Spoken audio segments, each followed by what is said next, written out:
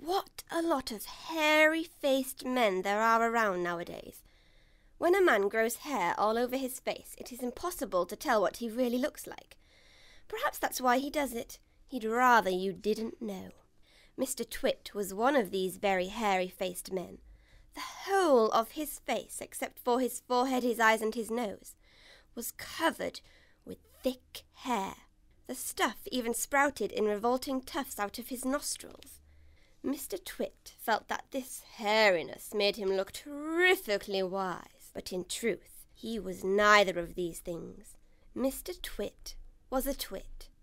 He was born a twit, and now at the age of 60 he was a bigger twit than ever. Mrs. Twit was no better than her husband. She did not, of course, have a hairy face. It was a pity she didn't, because that at any rate would have hidden some of her fearful ugliness.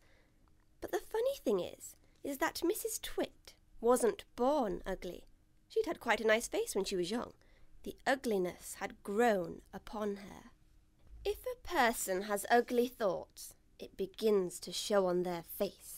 And when that person has ugly thoughts every day, every week, every year, the face gets uglier and uglier until it gets so ugly you can hardly bear to look at it. One day, Mrs. Twit sneaked out into the garden and dug up some worms.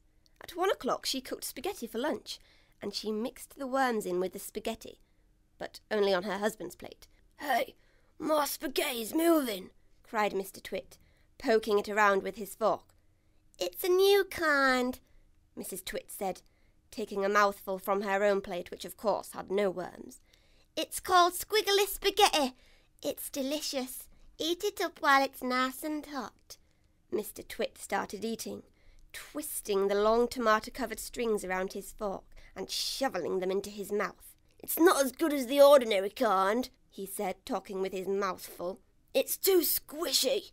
"I find it very tasty," Mrs. Twit said. She was watching him from the other end of the table. It gave her great pleasure to watch him eating worms.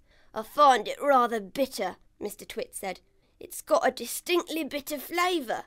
Buy the other kind next time." "You want to know why your spaghetti was squishy?" "Why?" "Because it were worms," cried Mrs. Twit, clapping her hands and stamping her feet on the floor and rocking with horrible laughter.